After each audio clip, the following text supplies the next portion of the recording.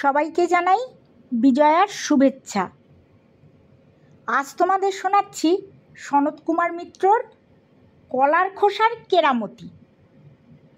কিশোর সঙ্ঘের খেলোয়াড়রা 1 ঘন্টা ম্যাচ প্র্যাকটিস করার পর ক্লাব ঘরে এসেছে। কোচ রজতদা সকলকে ভোকাল টনিক দিচ্ছেন।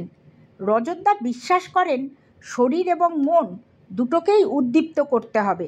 আর যেখানে বিপক্ষে রোবট ক্লাবের দুর্ধর্ষ খেলোয়াড়রা রয়েছে সেখানে ভোকাল টনিকের প্রয়োজনীয়তা আরও বেড়েছে। রজতদার ভাষণ রক্ত গরম করে দিচ্ছে সব খেলোয়াড়ের। রোবট ক্লাবের প্রায় সবাই মারকুটে খেলোয়াড়।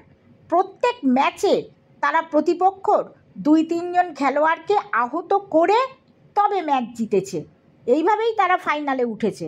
সুতরাং কিশোর সঙ্ঘের সব খেলোয়াড়কে কী কী কৌশল অবলম্বন করতে হবে তা রজতদা বারবার বুঝিয়ে দিলেন।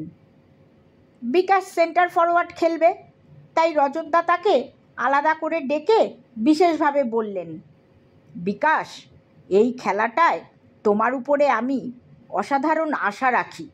তুমি ভীষণ সুযোগ সন্ধানী খেলোয়াড়। সুযোগ পেলেই তুমি গোল করবে, এ বিশ্বাস আমার আছে। শুধু তোমাকে একটা কথা বলছি, আমার মনে হয় ব্যাক ভলিতে গোল দেওয়ার ওপরে তোমার একটু দুর্বলতা আছে। আমি স্বীকার করছি, ওইভাবে তোমার গোল দেওয়া খুব আকর্ষণীয় হয় এবং তুমি সকলের কাছ থেকে বাহবা পাও। কিন্তু আমি দেখেছি মিস হওয়ার সম্ভাবনা আনুপাতিক খুব বেশি। তাই তোমাকে বলছি, অন্তত আগামীকাল তুমি নিজেকে একটু সংযত রেখো। তোমার ডান পায়ের শটে খুব জোর আছে। তুমি আগামীকাল ডান পায়ের শটে গোল করার চেষ্টা করো। একটু দেখে মারলেই গোল পাবে, এ আমার দৃঢ় বিশ্বাস। দাঁত দিয়ে নখ কাটা থামিয়ে বিকাশ উত্তর দিয়েছিল, আমি কথা দিচ্ছি রজতদা, আপনার বিশ্বাসের মর্যাদা আমি রাখবই। কালকের খেলাতে জিতবই।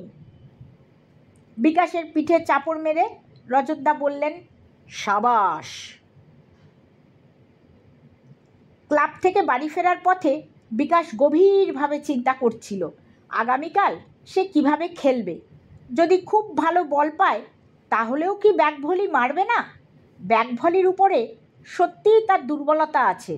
বিকাশ মনে মনে ভাবে, ঠিক আছে, আগামীকালের খেলায় সে ব্যাক ভলিতে গোল দেবে না। তার তুনিরে অনেক তীর আছে। ডান পায়ের গ্রাস কাটিং শটে গোল দেবে, মাথা দিয়ে বল মেরেও গোল দিতে পারে। এই সব 7-5 ভাবতে ভাবতে বিকাশ একটু অন্যমনস্ক হয়েছিল। হঠাৎ বিকাশ পা পিছলিয়ে চিৎপাত হয়ে রাস্তায় আছাড় খেয়ে পড়ে গেল। উঠতে গিয়ে বুঝতে পারল তার কোমরে এবং বাঁ হাঁটুতে বেশ লেগেছে। হাঁটতে গেলে ব্যথা লাগছে। সঙ্গে সঙ্গে বিকাশ বুঝতে পারল আগামীকাল সে তার স্বাভাবিক খেলাটা আর খেলতে পারবে না। এই পতন থেকে তার ফুটবল খেলার জীবনেও পতন শুরু হলো কি? তার কোমরে অথবা বাঁ হাঁটুতে ফ্র্যাকচার হলো কি? নানান রকম আশঙ্কা তার মনে জাগলো।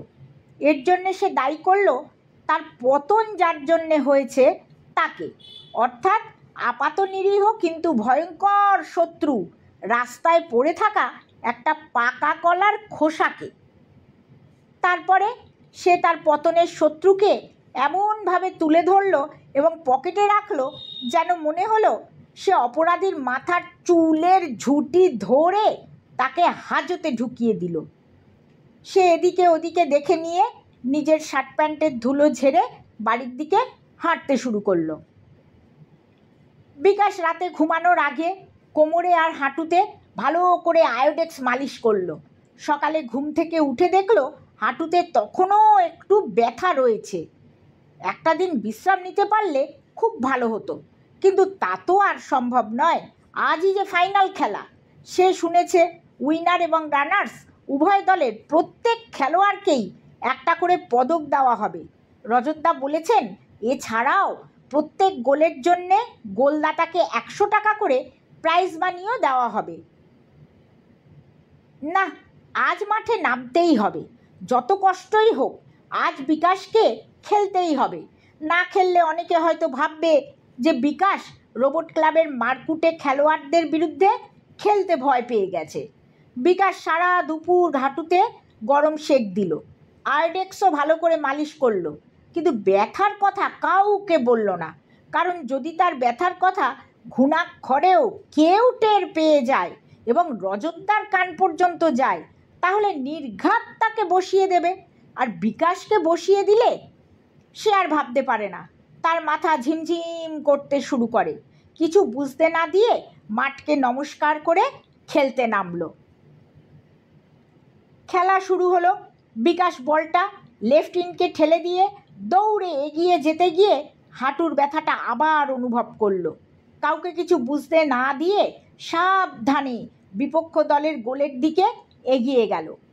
বল লেফট ইনের পা থেকে লেফট আউটের পায়ে গেল। সেখান থেকে বিকাশের কাছে আসতে গিয়ে বিপক্ষ দলের খেলোয়াড় ধরে নিল।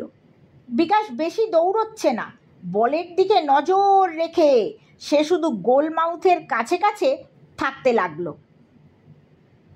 ঘড়ির কাঁটা ঘুরছে, বলটাও এর পায়ে একবার ওর পায়ে একবার ঘুরছে, এ প্রান্ত থেকে ও প্রান্তে বল ঘুরছে, কিন্তু গোলে ঢুকছে না। বিকাশ একবার গোলের দিকে বল মেরেও ছিল, কিন্তু বলটা বারে লেগে ফিরে এলো। কোনো দলেরই ভাগ্য ফিরল না। দুই দলের খেলোয়াড়দের নাচিয়ে বলটা দিব্যি সারা মাঠ ঘুরতে লাগলো। হাফ টাইমের বাঁশি বাজলো, জল আসলো, বরফ আসলো, খেলোয়াড়রা ক্লান্তি ধুয়ে ফেলতে চেষ্টা করলো। বিকাশও বরফ ঘষলো হাতে, ঘাড়ে, হাঁটুতে, জল খেলো, তারপর চিত হয়ে শুয়ে পড়লো। রজতদাকে দেখে উঠে বসতে গিয়ে তার নজরে পড়ল তার শত্রু সেই কলার খোসাটি তার পকেটে তখনও হাসছে। বিকাশের মাথায় দুষ্টু বুদ্ধি খেলে গেল। আবার খেলা শুরু হলো। ঘড়ির কাঁটা ঘুরছে, বলও আগের মতোই ঘুরে চলেছে। আশা নিরাশা দুই দলকেই দোলাচ্ছে, দর্শকদেরও দোলাচ্ছে, কিন্তু গোল বলে চিৎকার করার সুযোগ কাউকে দিচ্ছে না। আর বেশি সময় নেই। বিকাশ তার শত্রুকে তার পকেটে আর চুপচাপ শুয়ে থাকতে দিল না। পকেট থেকে তাকে বের করে হাতের মুঠোয় বন্দি করে রাখলো এবং সুযোগের অপেক্ষায় রইল। বল এবার এর পায়ে একবার ওর পায়ে নেচে চলেছে। বিকাশ দেখছে আর অপেক্ষা করছে, তার শত্রুকে কখন বিপক্ষ দলের শত্রুতে পরিণত করবে সেটাই ভাবছে। বল বিকাশের কাছে এসে গেল। বিকাশ বল নিয়ে বিপক্ষ দলের গোলের দিকে এগিয়ে গেল। রোবট ক্লাবের গোলকিপারও এগিয়ে আসছে। বিকাশ আর দেরি করল না, ডান পা দিয়ে কোনাকুনি শট মারল এবং যুগপথ বাঁ হাত দিয়ে তার শত্রু সেই কলার খোসাকে রোবট ক্লাবের গোলকিপারের দিকে সবার অলক্ষ্যে ছুড়ে দিল। সকলের নজর বলের দিকে, তাই এই অপ্রত্যাশিত তুচ্ছ কিন্তু মারাত্মক শত্রু নিক্ষেপ কারোর নজরে পড়ল না। রোবট ক্লাবের গোলকিপার কলার খোসায় পা পিছলিয়ে একেবারে চিৎপাত হয়ে মাটিতে আছাড় খেয়ে পড়ে গেল, আর বলটি নির্বিঘ্নে গোলে ঢুকে গেল।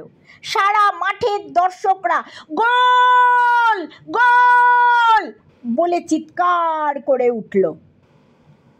সেই উন্মত্ত অবসরে সুকৌশলে মাঠকে প্রণাম করার অছিলায় বিকাশ তার শত্রুকে পরম মিত্র ভেবে টুক করে তুলে নিয়ে বুক পকেটে রেখে দিল। মনে মনে বলল, তুই আমার পরম মিত্র, তুই আমার বুকে থাক। কিশোর সংঘের অন্য খেলোয়াড়রা বিকাশের কাছে ছুটে এসে তাকে জড়িয়ে ধরল। বিকাশ সকলের অভিনন্দন গ্রহণ করল। আসল রহস্য বিকাশ ছাড়া কেউ জানতে পারল না।